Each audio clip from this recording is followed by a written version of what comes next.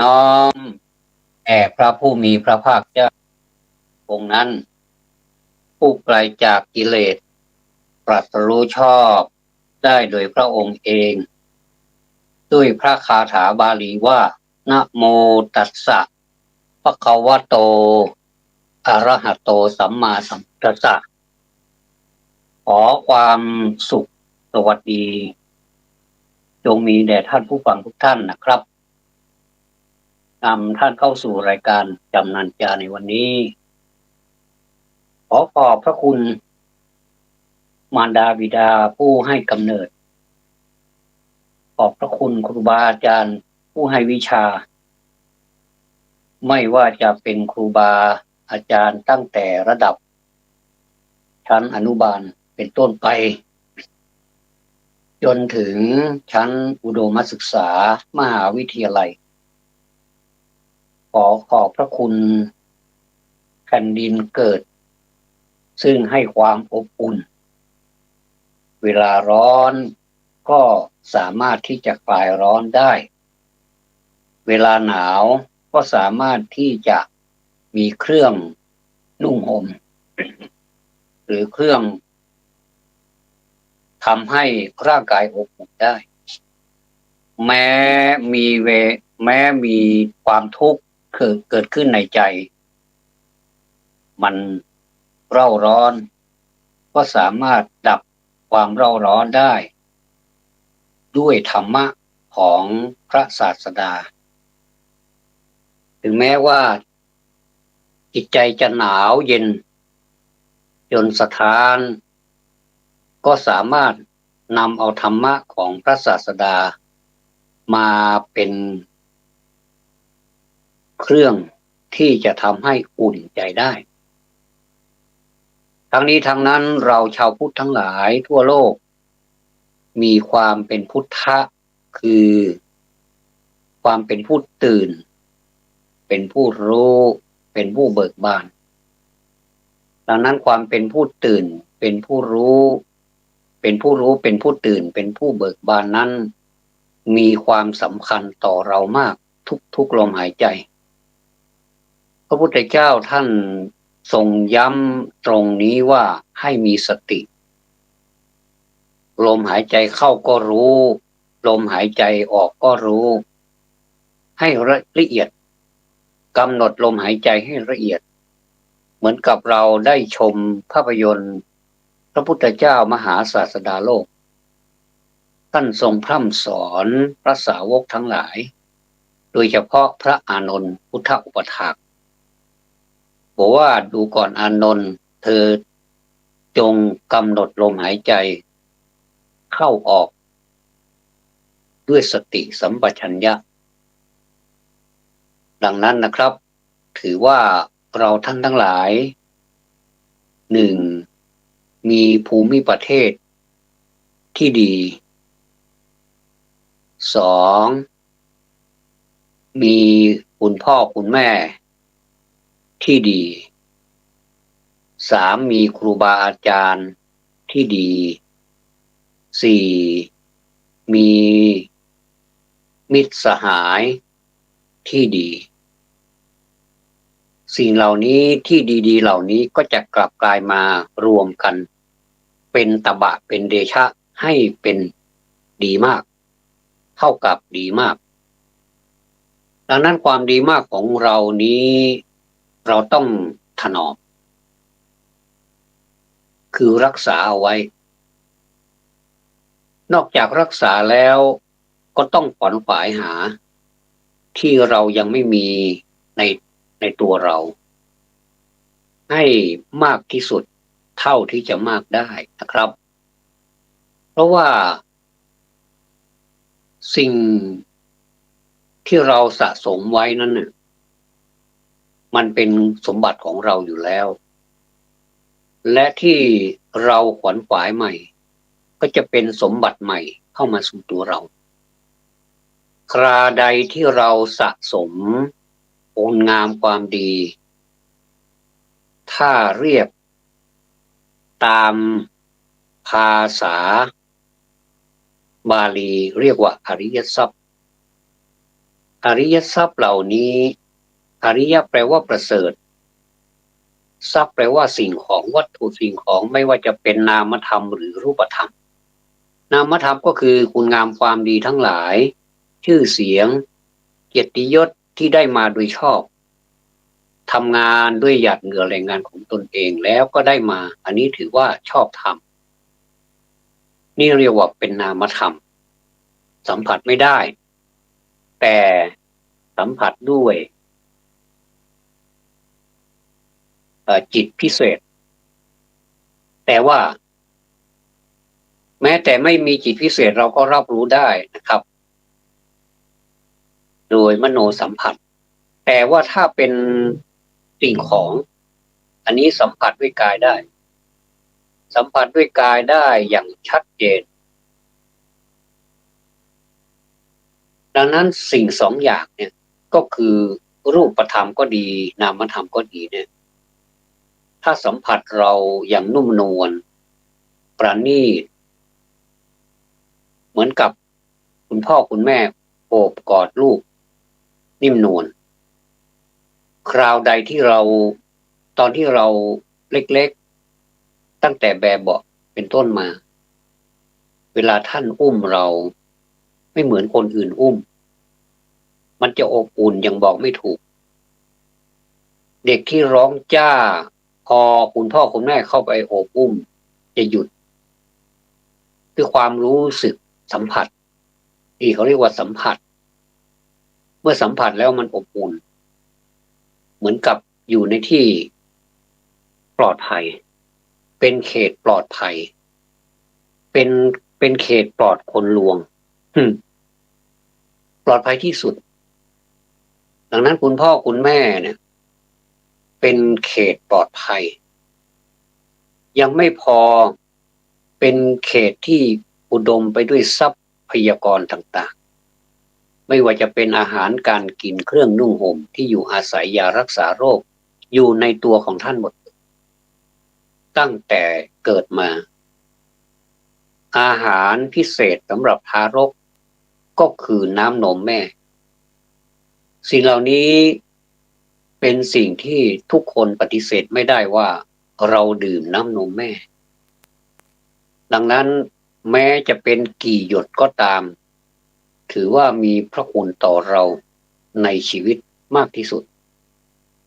กี่หยดต่อกี่หยดที่กลั่นออกมาเป็นน้ำนมนั้นถือว่าเป็นสายเลือดในอกของแม่ทุกท่านครับผมพูดกี่ครั้งผมก็พูดถึงคุณแม่พูดถึงคุณพ่อซึ่งถ้าเรานึกเราคิดเป็นประจำนะครับเราก็จะมีความสุขแม้จะไม่ได้ใหญ่โตอะไรไม่ได้ให้ทรัพย์สมบัติไม่ได้ตอบแทนคุณอะไรท่านมากมายนักแต่ถ้าเราคิดทุกวันเรานึกทุกลมหายใจเข้าออกว่าเรามีคุณพ่อเรามีคุณแม่เนี่ยเราก็จะมีพลังมีกำลังพละแปลว่ากำลังมีพละเนี่ยเกิดขึ้นอย่างปาฏิหาริย์แต่มันไม่ใช่เรื่องปาฏิหาริย์มันเป็นความจริงเหมือนกับเราจะทำอะไรสักอย่างนี่นะครับเราตั้งเป้าหมายไว้มันจะมีเป้าหมายอยู่3อย่างโดยปกติมันจะมีเป้าหมายเล็กเป้าหมายกลางๆไม่เล็กไม่ใหญ่แล้วเป้าหมายใหญ่คือ3เป้าหมายเนี่ยแล้วแต่บุคคลจะเลือกนะครับว่าเราจะเลือกเป้าหมายไหนแต่โดยปกติแล้วเราจะเริ่มตั้งแต่เป้าหมายเล็กๆเป็นต้นไปถ้ามันไปได้เราก็ไปสู่เป้าหมายที่2ก็คือเป้าหมายกลางๆไม่ใหญ่จนเกินไปนักและก็ไม่เล็กจนเกินไปนักเหมือนเป้าหมายแรก อมาถึงเป้าหมายที่สามคือเป้าหมายหลักเป้าหมายใหญ่อันนี้เป้าใหญ่นี่แหละครับคือสุดยอดของความสำเร็จ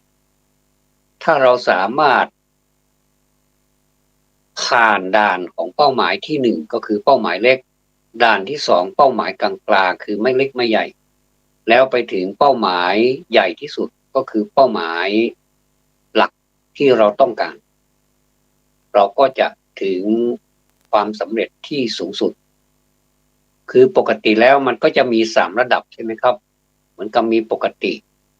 แล้วก็มีวิเศษแล้วก็อติวิเศษอันนี้เป็นภาษาบาลีหน่อยคือวิเศษปกตินี่ก็คือธรรมดาเหมือนกับผมที่เคยเปรียบเทียบไปแล้วว่าเราสั่งอาหารหรือว่าก๋วยเตี๋ยวหรืออะไรสักอย่างอาหารตามสั่งเนี่ยนะครับเราจะสั่งแบบพิเศษก็ได้เยอะที่สุดจะมีปกติแล้วก็มีเยอะกว่าแล้วก็เยอะที่สุดครับอันนี้ก็เหมือนกันก็จะมีปกติก็คือธรรมดาแล้วก็มีวิเศษก็คือมากกว่าธรรมดามากขึ้นไปกว่าอันนี้ปรากฏให้เห็นแล้วนะครับว่ามันมากกว่าปกติแสดงว่าเป้าหมายที่สองของเรานั้นปรากฏแล้วแล้วก็สามารถทำลายเป้าหมายแรกก็คือปกติไม่ให้เป็นปกติคือวิเศษแล้วก็ขึ้นไปอติวิเศษก็คือยิ่งก็คือที่สุดของเป้าหมายอันนี้แหละครับที่ไม่ว่าใครที่จะเป็นนักบริหารก็ตามที่จะเป็นผู้บังคับบัญชาหรือว่าหน่วยงานทุกหน่วยงานไม่ว่าจะเป็นเอกชนหรือราชการหรือย่อส่วนลงมาอีกให้เหลือเพียงแต่ครอบครัวหัวหน้าครอบครัวมีคุณแม่คุณพ่อก็จะตั้งเป้าหมายไว้ก็คือเลี้ยงลูกเลี้ยงให้ดีที่สุดแล้วก็พอถึงวัยที่ลูกจะเข้าอนุบาลก็เป็นขั้นแรกครับก็เป็นขั้นแรกเหมือนกับเป็นเป้าหมายปกติพอเติบโตขึ้นมาหน่อยเติบโตขึ้นมาจนเรียนประถมมัธยมเป็นเป้าหมายกลางๆครับผมจะเปรียบเทียบแบบนี้ถูกหรือเปล่าไม่รู้นะแต่ว่าประมาณนี้แหละเป้าหมายกลางๆพอจบมัธยมต้นมัธยมปลายนี้ใกล้จะถึงเป้าหมายที่สูงสุดก็คืออุดมศึกษาอุตตมะแปลว่าสูงสุดก็คืออุดมศึกษาการศึกษาสูงสุดการศึกษาสูงสุดก็จะมีเป้าหมายที่แยกออกมาอีกว่าเป้าหมายแรกคือปริญญาเป้าหมายแรกคือปริญญาตรีเป้าหมายที่สองคือปริญญาโทเป้าหมายที่สามคือปริญญาเอกเป้าหมายแรกถือว่าเป็นปริญญาตรีเป้าหมายที่สองปริญญาโทเป้าหมายที่สามปริญญาเอกแต่บางท่านก็ถือว่าปริญญาตรีก็เป็นเป้าหมายสูงสุดแล้วก็ได้ถือว่าเป็นปริญญาเหมือนกันครับก็คือไม่ต้องการไปเป้าหมายปริญญาโทปริญญาเอกก็ถือว่าเป็นปริญญาตรีนี่ก็ถือว่าเป็นเป้าหมายที่สูงแล้วเพราะถือว่าเป็นปริญญาทั้งหมดทั้งสามก็คือตรีโทเอกปริญญาตรีปริญญาโทปริญญาเอกผมเห็นหลายท่านนะครับก็เรียนปริญญาตรีตั้งหลายใบแต่ไม่ยอมไปปริญญาโทสักทีบางทีก็ปริญญาโทตั้งหลายใบไม่เห็นไปปริญญาเอกเลยผมก็ถามดูครับด้วยวิสาสะด้วยความเป็นเพื่อนร่วมชั้นกันนะครับว่าทำไมคุณถึงอยากเรียนอีกบอกว่าอยู่บ้านมันเหงาไม่มีอะไรทำมีเหมือนกันแต่ว่าอยากจะเรียนอยากจะเพิ่มเติมความรู้เดิมเสริมความรู้ใหม่ครับคือพื้นปูความรู้เดิมเสริมความรู้ใหม่ปรากฏว่าคนนั้นเก่งมากเลยครับเก่งมากทุกเรื่องเลยไม่ว่าจะเป็นวิชาสถิติไม่ว่าจะเป็นวิชาอะไรเขาจะเก่งพูดก็เก่งทำก็เก่งบริหารก็เก่งอันนี้ผมว่าไม่ใช่ปริญญาตรีไม่ใช่ปริญญาโทธรรมดาละถือว่าแกเป็นด็อกเตอร์เลยล่ะครับเพราะว่าการเรียนซ้ำกันเนี่ยครับ หรือว่าเป็นการเรียนที่โอ้โหมันชัดเจนมากเลยนะครับมันไปเรียนวิชาเดิมอ่ะอาจจะมีที่แปลกเข้ามาก็คืออาจารย์ก็ไม่ใช่คนเดิมวิชาก็คงจะปรับปรุงไปนิดหน่อยแต่หลักๆก็คือสถิติมันก็คือสถิติ แต่ว่ามันจะมีอะไรที่เป็นศิลปะของแต่ละอาจารย์นะนำเข้ามาเพื่อให้นักศึกษาได้เรียนง่ายขึ้นก็ปรากฏว่าเขาเป็นคนเก่งผมยกย่องผมยกย่องคนอย่างนี้ว่าขวนขวายในการเล่าเรียนแม้แต่ผมเองผมก็ใฝ่ฝันนะครับผมก็ใฝ่ฝันที่จะได้เรียนชั้นสูงกว่านี้ไม่ได้ไม่ได้มีเป้าหมายอื่นก็อยากจะรู้ว่ามันเป็นยังไงที่เขาเรียนกันทำไมมันยากนักหนาอย่างไรแต่ปรากฏว่าไอ้เรียนนี้มันเรียนได้นะครับแต่มันก็ต้องพร้อมไปด้วยทุนการศึกษาด้วยทุนการศึกษานี่สำคัญเหมือนกันเพราะว่าเราต้องใช้เราต้องใช้จ่ายสารพัดนะครับไม่ว่าจะเป็นค่าเล่าเรียนหรือว่าที่เขาพูดกันว่าค่าเทอมก็ค่อนข้างที่จะสูงยิ่งเรียนสูงขึ้นไปก็จะสูงมากขึ้นไปครับมันจะมีแบบปริญญาตรีก็สูงปริญญาโทก็สูงกว่าการการใช้จ่ายทีนี้มาปริญญาเอกมันก็สูงที่สุดแล้วก็สำคัญที่สุดก็คือการเรียนปริญญาเอกเนี่ยถือว่าเป็นแบบบุฟเฟ่แล้วนะครับเป็นแบบบุฟเฟ่หากินเองก็คือปัญญาที่ได้มาจากการสะสมปริญญาตรีปริญญาโทเนี่ยดึงออกมาใช้หมดเลยนะเป็นพื้นฐานดึงออกมาใช้หมดเลยความกล้าการที่จะนำเสนอต่างๆนะวิชาการต่างๆการแสดงความกล้าเหล่านี้นะครับใส่เต็มที่เลยถือว่าให้สมภูมิกับที่เป็นชั้นเรียนที่เป็นชั้นศึกษาที่ศึกษาสูงสุดแล้วผมเห็นหลายคนนะครับแม้แต่จะเป็นปริญญาตรีก็ถามเก่งมากเลยบางคนยังไม่ถึงปริญญาตรีนะครับปวสปวชก็เก่งมากแล้วภาษาอังกฤษหายห่วงการเข้าสู่สังคมสุดยอดหนังสือเขียนรู้เรื่องนะครับไม่เป็นหัวถั่วงอกไม่หัวโตเหมือนถั่วงอกแล้วเขียนไวด้วยแล้วสวยด้วยผมเห็นหลายคนนะครับรับราชการก็มีเห็นหลายคนผมเก่งมากเลยแล้วก็ผมก็น่าทึ่งเลยว่าเขียนเร็วๆนี่ทำไมเขาเขียนได้ดีมากแต่เรานี่ถ้าเขียนเร็วๆนี่ผมไม่รู้เรื่องนะบางทีผมเขียนแล้วผมยังงงตัวเองเลยว่าอันนี้มันอะไรนี่งงก็เลยเป็นงงกับตัวเองว่าเขียนเองงงเองนะครับก็เล่าสู่กันฟังนะครับว่าการศึกษานั้นไม่มีวันสิ้นสุดเพราะว่าเราก็จะศึกษาไปเรื่อยๆแม้แต่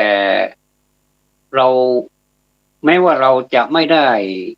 เข้าสู่ระบบในการศึกษาแต่อย่างน้อยที่สุดเราก็ศึกษาชีวิตของเรานี่น่าศึกษามากเลยครับถ้าจะพูดถึงเรื่องศาสนาแล้วจะแยกออกมาเป็นกายกับเป็นนามกับรูปเป็นรูปกับนามก็คือเป็นนามนี้สัมผัสไม่ได้อย่างเช่นความทุกข์สัมผัสไม่ได้เวทนานี้สัมผัสแต่ว่ามันจะสัมผัสมันจะรู้ได้ด้วยใจจิตใจเป็นผู้รู้เป็นผู้รับทราบนะเหมือนกับเราไปโกรธใครมาเนี่ยครับเอ่อมันโกรธที่ใจนะครับโกรธที่ใจเพราะฉะนั้นมันจะใช้ใจนี่เป็นสิ่งที่สัมผัสแต่ว่ารูปนี่มันสัมผัสได้อย่างเช่นมือเราก็รู้ว่ามันเป็นมือมี5 นิ้วข้างละ5 นิ้วแล้วก็มีเล็บมีเนื้อมีหนังมีกระดูกมีโครงสร้างของมือเนี่ยนะครับมองดูมือตัวเองก็สวยสะอาดตัดเล็บสั้นนะ สะอาดสะอ้านถ้าเป็นมือผู้หญิงก็จะมีสีสันเนาะก็จะเป็นสีอ่าที่น้ำยาทาเล็บผมก็เรียกไม่ค่อยถูกนะไม่เคยใช้ก็จะใส่สีต่างๆก็เป็นเรื่องธรรมชาติของผู้หญิงก็สวยก็ชอบแบบนี้ก็สวยบางท่านผมก็เห็นไม่ทาไม่ทาเล็บก็คือเป็นธรรมชาติก็มีก็แล้วแต่นะครับแต่ถ้าเป็นในด้านของศาสนาเป็นเป็นผู้ชายบางทีผู้ชายก็ชอบทาเล็บก็ชอบเสริมสวยแต่ถ้าเข้าไปบวชปุ๊บสิ่งเหล่านี้ต้องถูกตัดขาดออกไปหมดเลยจะเต็มใจหรือไม่เต็มใจไม่รู้นะไม่สนใจแต่ว่าจะสนใจเฉพาะวินัยของภิกษุใหม่ที่จะเข้าไปสู่การศึกษาระบบของธรรมะกับวินัยเล็บที่ว่าเนี่ยที่สวยๆเนี่ยแม้แต่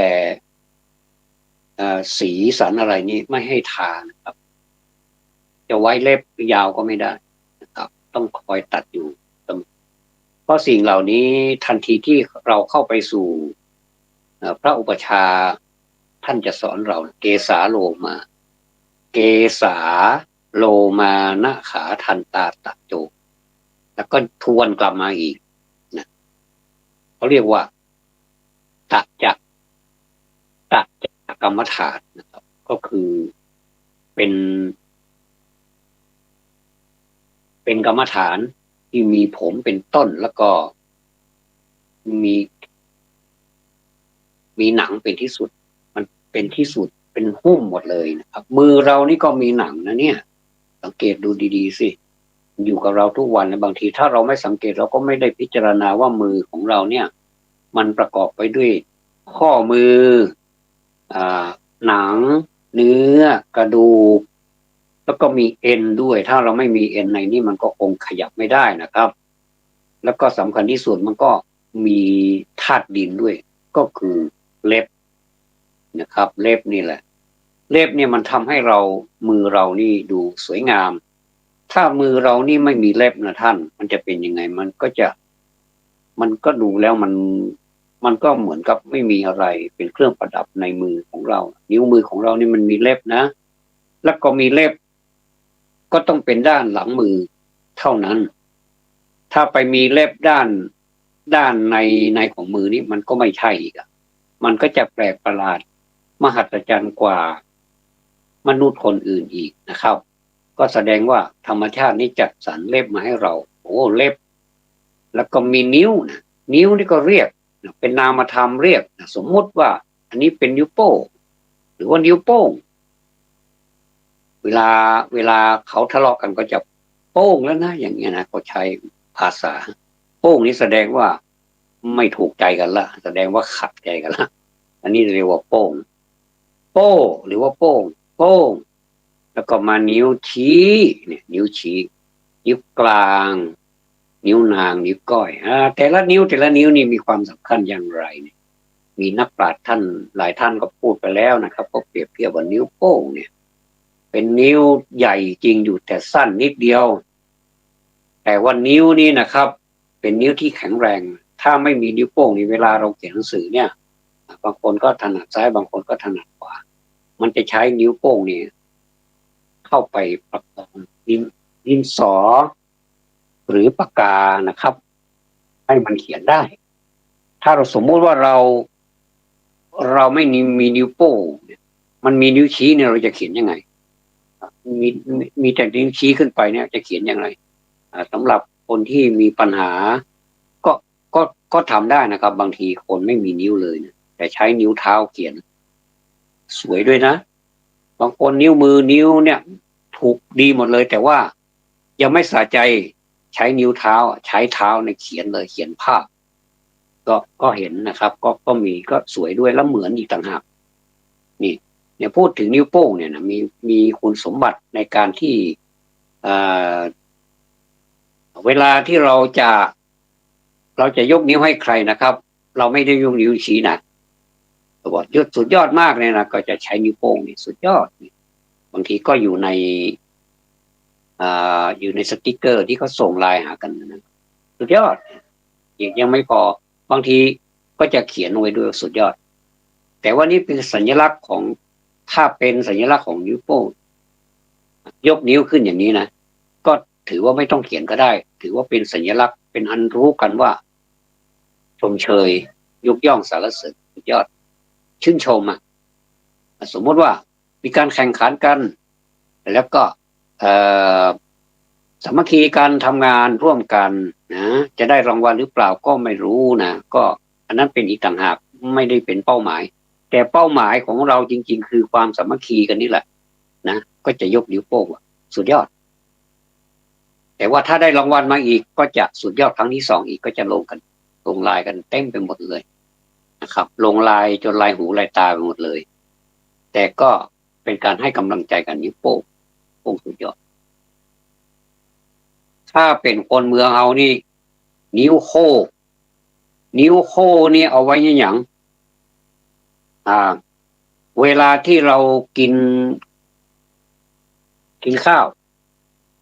เวลาที่มันเป็นอาหารที่เป็นชาวพื้นเมืองเขาชอบทำกันเขาบอกว่านิ้วโป้นี่เอาไว้กุยลาบเอาไว้ฮักหน้าวอกนี่คือภาษานะครับภาษาล้านนาภาษาเมืองจริงๆนะครับไม่ใช่ไม่สุภาพนะครับอันนี้เป็นคำพูดที่พูดกันเป็นปกติเอาไว้ฮักหน้าวอกกำเข้าขึ้นมา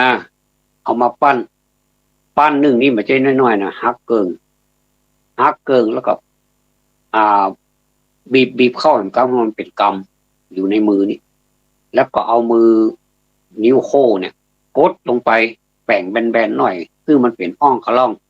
หรือว่าเป็นโอ่งขล่องก็ได้แล้วแต่ถ้าอ่องขล่องก็จะน้อยๆถ้าเป็นโอ่งขล่องก็จะใหญ่หน่อยเหมือนบวกควายบวกงัวน่ะบวกนี่หมายถึงที่ควายวัวนี่ไปนอนมันจะประกอบไปด้วยน้ำด้วยโคลนด้วยอะไรเขาชอบลงในนั้นแล้วก็คงมันคงจะมีความสุขนะมันเป็นโคลนมันเป็นขี้เปอะแล้วมันไปเคลือบผิวของวัวของควายนะเวลาแดดมันแผดเผามาเนี่ยเขาจะมีเครื่องกั้นความร้อนนะเครื่องกันไม่ให้มันร้อนเนี่ยอันนี้จึงเป็นเหตุผลของว่าทำไมเวลาเราอาบน้ำให้วัวให้ควายแม้แต่ช้างนะครับเวลาอาบเรียบร้อยแล้วมันขึ้นมามันก็ไปเกลือกกลัวกับโคลนกับฝุ่นกับอะไรอีกมันเป็นธรรมชาติมันจะหายร้อนเพราะข้างในมันเคลือบผิวผมเพิ่งมารู้ว่าอันนี้คือธรรมชาติของมันนี่ผมพูดเองนะไม่ทราบว่าคนที่จะเข้าใจเหมือนผมหรือเปล่าไม่รู้นะมันไปเคลือบผิวทำให้มันไม่ร้อนแต่ว่าเราดูแล้วอาบน้ำเพิ่งอาบน้ำมาทำไมเหมือนกับสุนัขเหมือนกันเวลาเราอาบมันเวลาเราแปรงขนมันให้เรียบร้อยแล้วเดี๋ยวมันวิ่งไปวิ่งมาเดี๋ยวมันก็สกปรกกลับมาอีกโมนโซกโตกไงภาษาล้านนาโมนโซกโตกให้อย่าโมนโซกโตกตะกี้อาบน้ำหอมเนี่ยเดี๋ยวนี้โมนโซกโตกละเป็นขี้เปอะเป็นยังหลอกจอกแตกอันนี้คือธรรมชาติของสัตว์นะครับพูดไปถึงไหนแล้วเนี่ย พูดถึงวัวถึงควายเอาละเนี่ย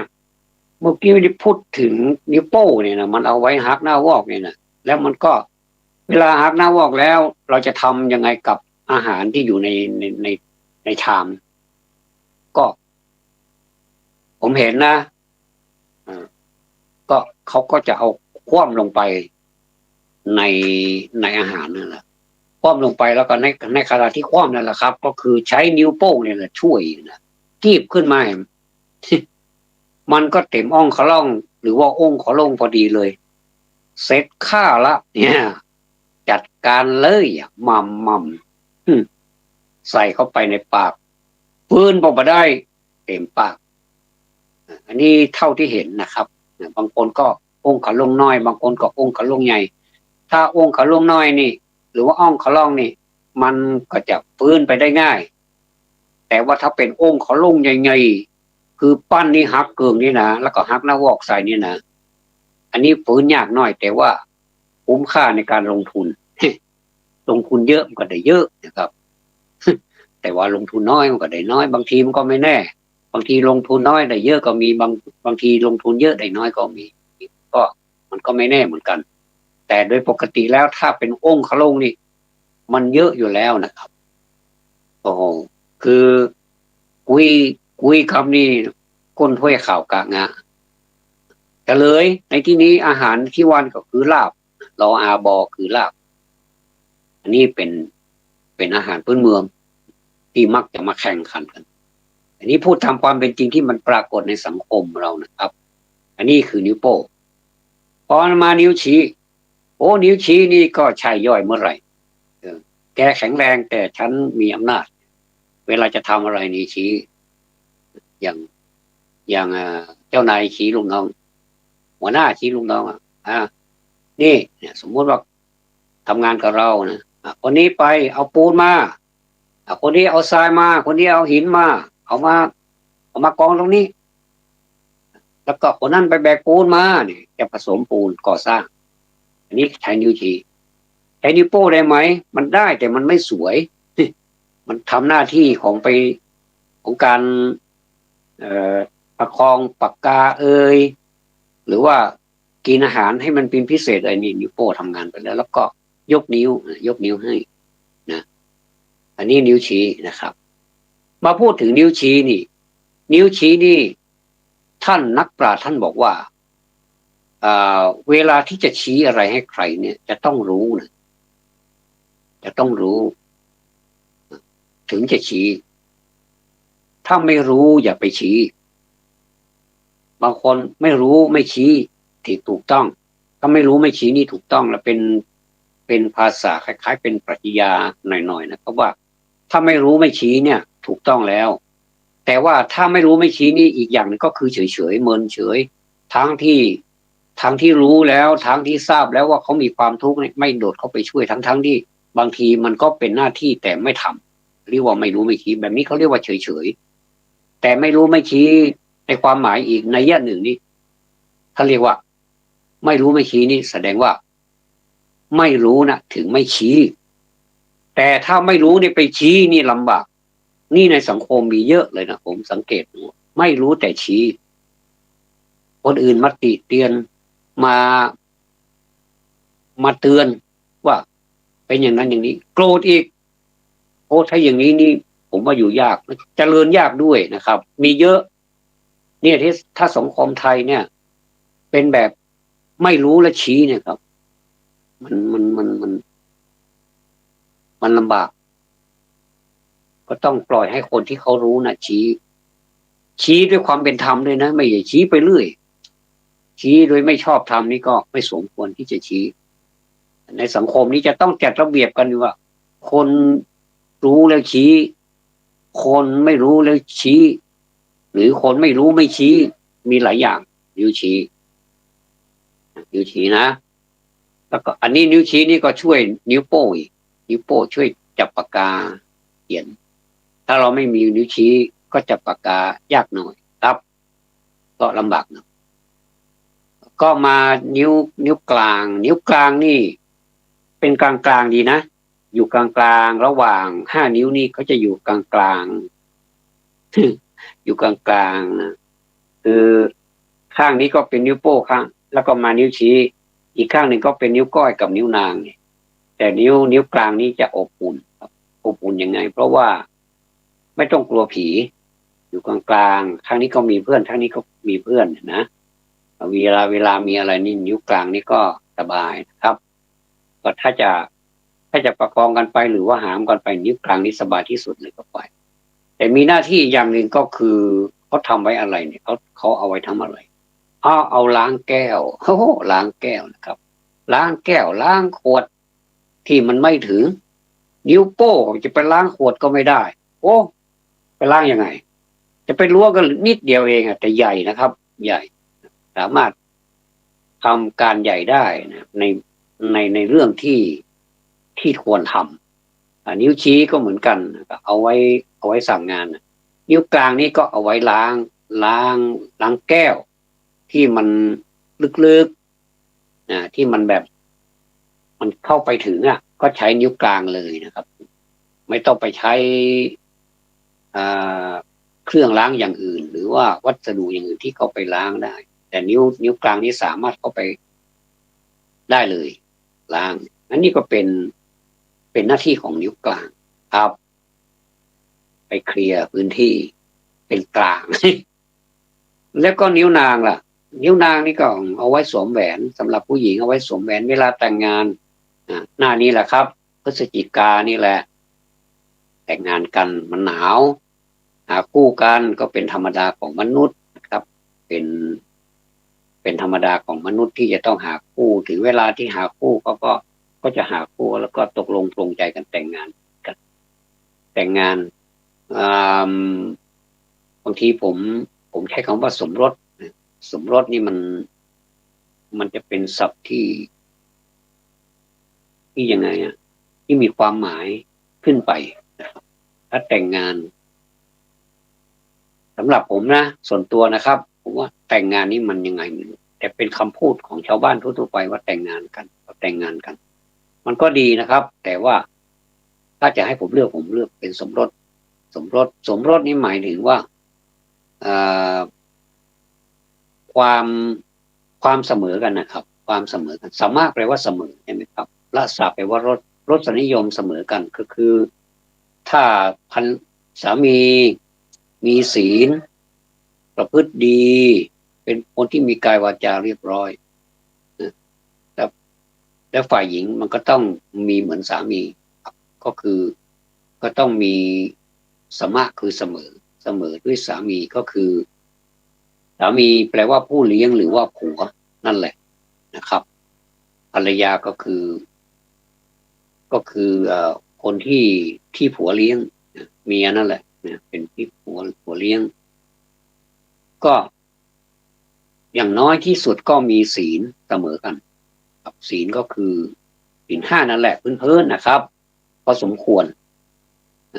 ให้พอสมควรแต่ว่าถ้าจะให้มากก็เป็นกำไรชีวิตดีมากเลยนะครับอย่างเคร่งครัดเนี่ยก็จะดีมากเลยทั้งสามีภรรยานะครับและก็นอกจากนี้นอกจากจะมีศีลเสมอกันแล้วก็จะต้องมีธรรมด้วยธรรมนี่ก็จะประกอบเอาง่ายๆนะครับยกตัวอย่างเช่นมีศรัทธามีความขยันหมั่นเพียรมีศรัทธาก็คือความเชื่อนะครับความเชื่อในสิ่งที่ควรเชื่อในพุทธศาสนานี่สอนให้คนเชื่อในสิ่งที่ควรเชื่ออย่าไปเชื่อในสิ่งที่ไม่น่าเชื่อไม่ควรเชื่อมีศรัทธาเท่าที่นึกได้นะครับมีศรัทธามีวิริยะคือความเพียรแล้วก็มีไม่มีอคตินะไอ้ที่ไม่มีก็ไม่ต้องมีนะครับไม่มีอคติคือมีโกรธมีหลงมีรักมีชังเหล่านี้ถ้าไม่มียิ่งได้ยิ่งดีไม่มีเลยยิ่งดีแต่ถ้ามันมีบ้างก็พยายามดับมันก็มีเวลาอยู่ด้วยกันนะเหมือนกับถ้วยชามนะครับช้อนมันเสียงดังครับแต่ว่าถ้าเราสยบมันด้วยธรรมะเนี่ยมันในเมื่อมันเสียงดังแล้วสยบในเมื่อมันฟุ้งขึ้นมาเราก็พยายามกดด้วยอารมณ์ดีนะครับอย่าไปกดด้วยความกดดันการประพฤติศีลประพฤติธรรมนี่อย่ากดดันนะครับถ้าเรากดดันประพฤติธรรมนี่กดดันจะต้องเอาให้ได้จะต้องเอาให้อยู่จับให้มั่นคันให้ตายอย่างนี้เรียกว่าเข้าอยู่ในข่ายของอัตตกิลมัฏฐานุโยค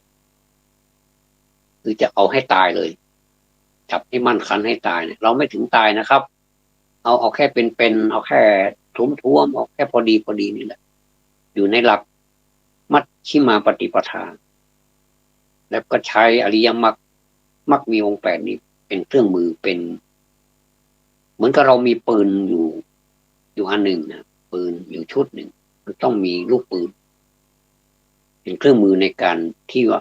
เป็นองค์ประกอบของปืนมีอะไรจะต้องมีองค์ประกอบด้วยนะครับทีนี้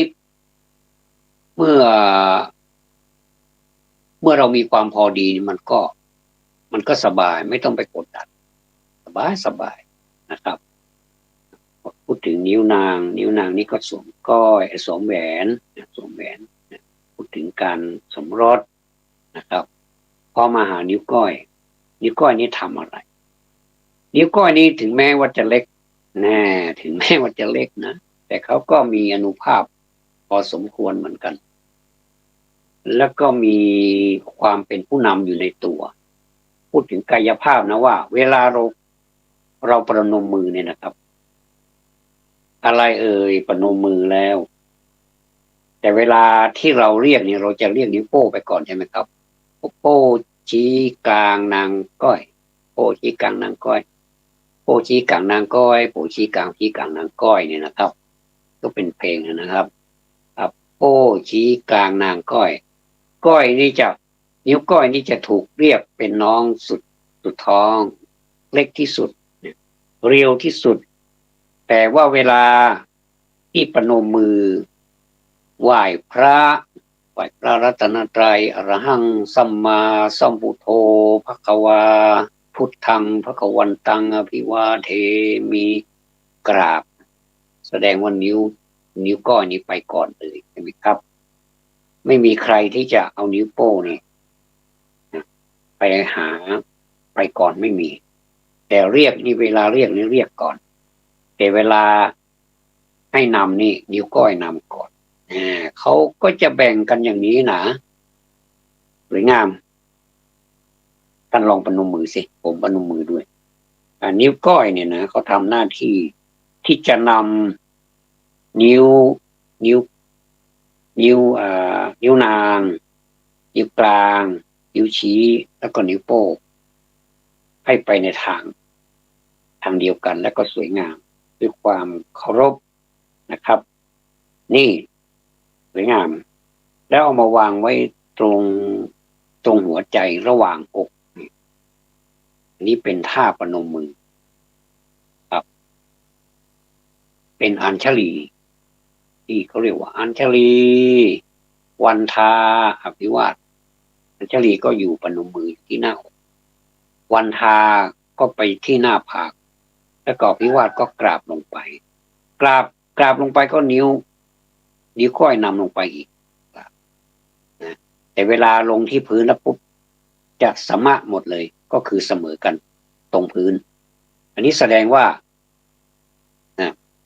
เท่ากันหมดครับอยู่พื้นคือวางแบนวางราบไปแล้วก็ยกขึ้นมาก็อัญชลีวันทาภิวัตครบ3 องค์อันนี้คือประโยชน์ของนิ้วแต่ละนิ้วในสังคมเราก็เหมือนกันสังคมเรานี่จะเปรียบไปเหมือนนิ้วเป๊ะเลยนะครับจะเอาไปทำต่างหน้าที่กันเนี่ยมันต่างได้ไหมไม่ได้ครับเวลาเกาเราคันที่หลังเราใช้นิ้วอะไรเกาใช้ทั้ง5 นิ้วเนี่ยแหละครับเกาแต่นิ้วโป้งนี่มันไม่ถึงหรอกมันส่วนมากจะเป็นตั้งแต่ชี้กลางนางก้อยนี่เกานิ้วโป้งนี่ก็ขยับเป็นเสื้อก็ขยับเสื้อนี่มันแรงหน่อยขยับเข้าไปแล้วก็ล้วงเข้าไปในที่หลังของเราที่มันบริเวณที่มันขัดไม่ว่าจะเข้าห้องน้ำถูสบู่อะไรก็ใช้แบบนี้แหละครับก็จะล้วงแบบนี้แล้วก็ใช้นิ้วล้วงเข้าไปแล้วก็ขัดถูครับอันนี้ตกลงว่าวันนี้ผมมาพูดถึงเรื่องนิ้วหน้าที่ของนิ้วหน้าที่ของพลเมืองก็เหมือนกันหน้าที่ของพลเมืองสมัยก่อนเรามีวิชาสังคมศึกษาคือหน้าที่พลเมืองเป็นวิชาศีลธรรมแล้วก็หน้าที่พลเมืองดีมากเลยนะครับถ้าปฏิบัติตามนั้นได้จริงๆดีมาก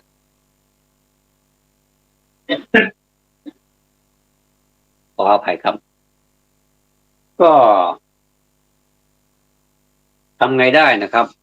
มนุษย์อยู่ด้วยกันก็ต้องมีระเบียบมีวินัย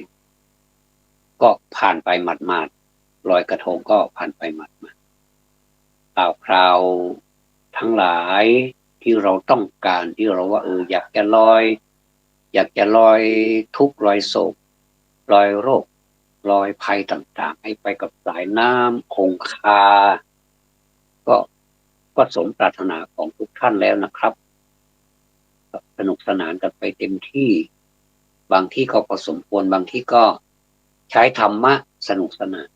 อยู่ในบ้านสนุกสนานอยู่กับลูกกับหลานก็มีอย่างที่เคยพูดให้ฟังครับว่าเวลาที่เราจะสนุกนี่เมื่อไหร่ก็สนุกได้ครับก็แล้วแต่ว่าจะสนุกแบบไหนก็นิยามของความสุขเนี่ยมันมีหลายนิยามมีหลายความหมายบางบุคคลบางคนก็ชอบเป็นร้องรำทำเพลงก็เป็นนิยามของความสุขของเขาก็ไม่เป็นไรก็ถือว่าไม่เดือดร้อนใครก็ใช้ได้นะครับบางคน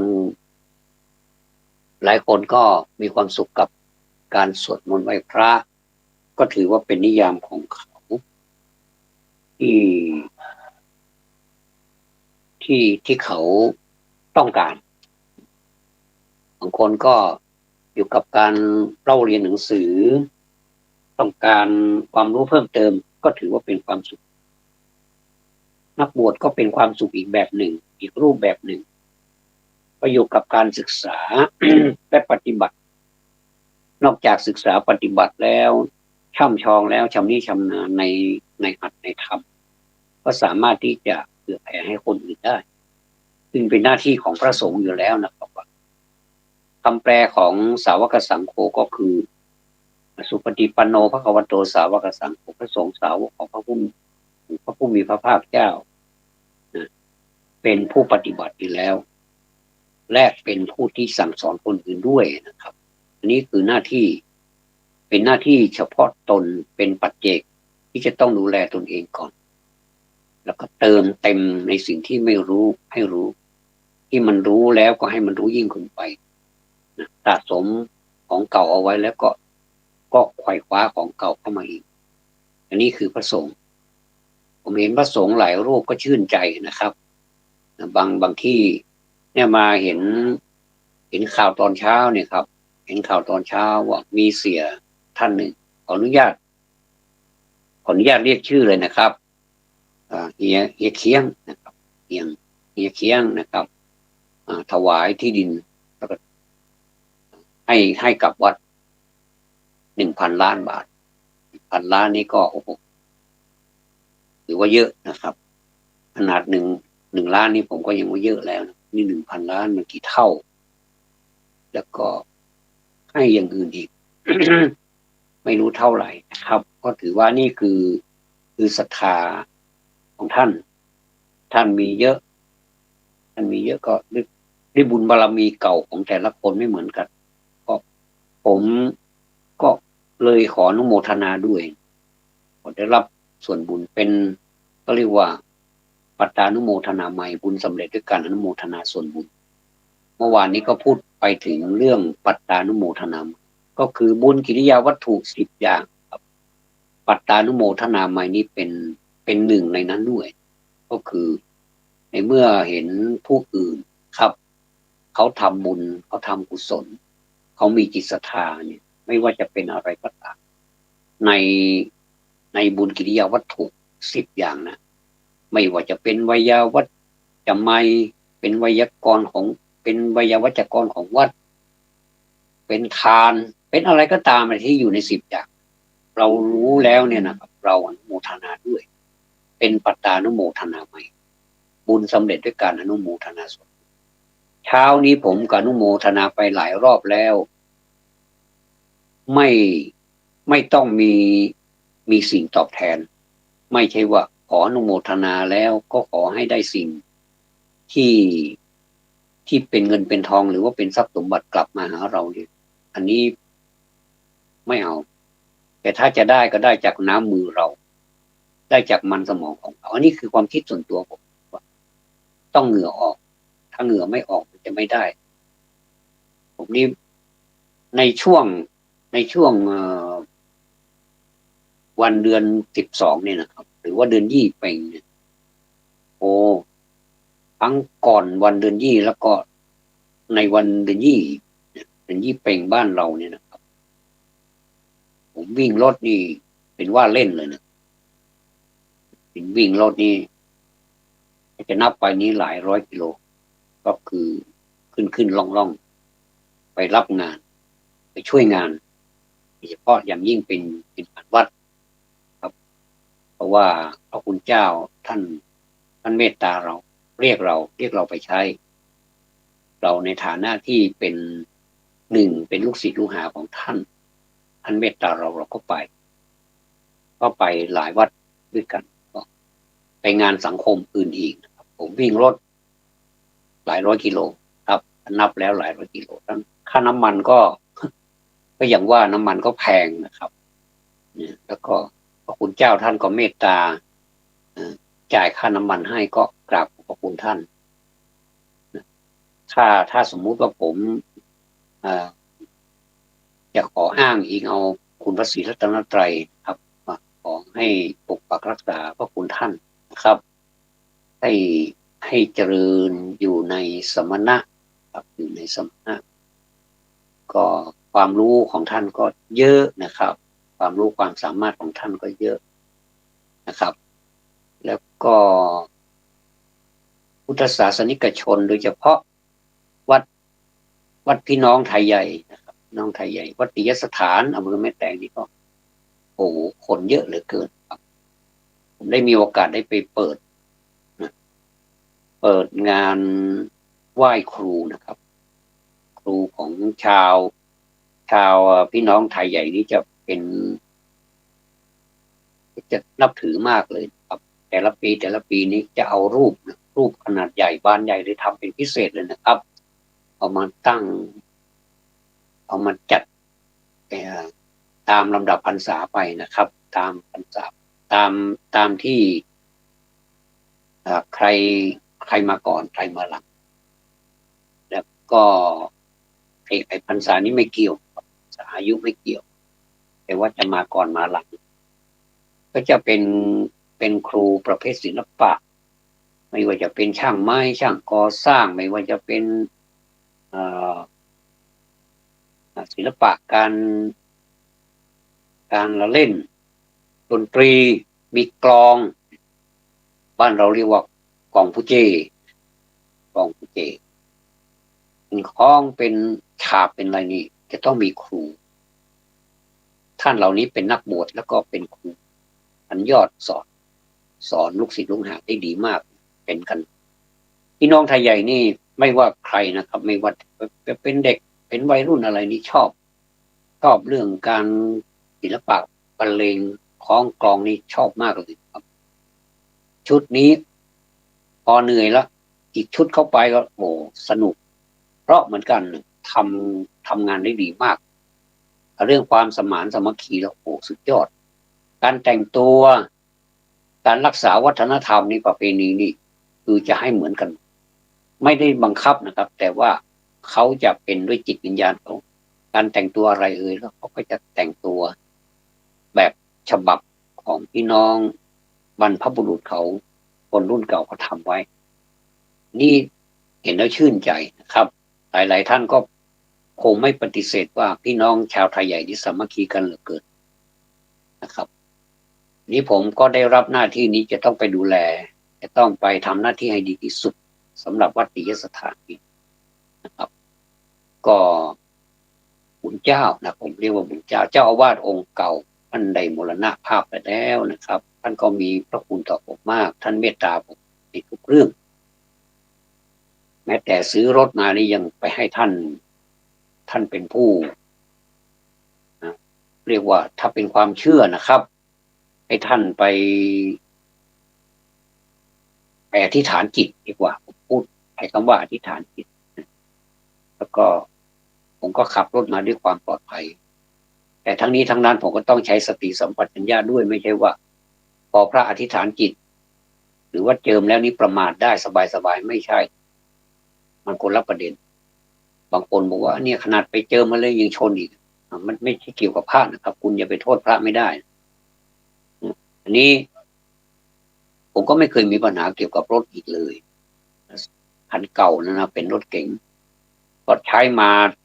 นานเหมือนกันนะครับ แต่ตอนนี้ไม่อยู่แล้วนะครับก็เป็นไปตามวัฏจักรเกิดขึ้นตั้งอยู่ดับไป แต่ก็ใช้ในการทำงานส่งลูกเรียนทำงาน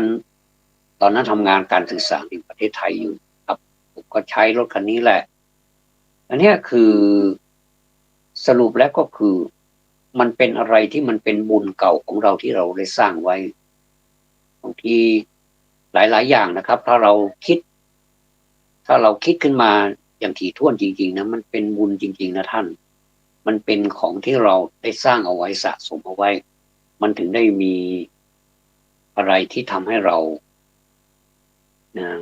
สะดวกสบายไปครับทีแรกวันนี้ว่าผมจะร้องเพลงให้ท่านฟังครับแต่ว่าเวลามันไม่มีแล้วเดี๋ยวขอยกยอดไปคราวหน้าหรือว่าถ้ามีโอกาสจะร้องให้ท่านฟังทำในงานต่างๆได้วันนี้ต้องขออำลาท่านเพียงแค่นี้ก่อนนะครับกราบขอบพระคุณท่านพระครูสมุวิสุวัตรวรกิจโยเจ้าอาวาสและก็เป็นผู้อำนวยการสถานีวิทยุ104.50 เมกะเฮิรตซ์มหาวิทยาลัยเชียงใหม่วัดป่าอิฐครับขอความสุขความสวัสดีจงมีแด่ท่านผู้ฟังทุกท่านขอบพระคุณและ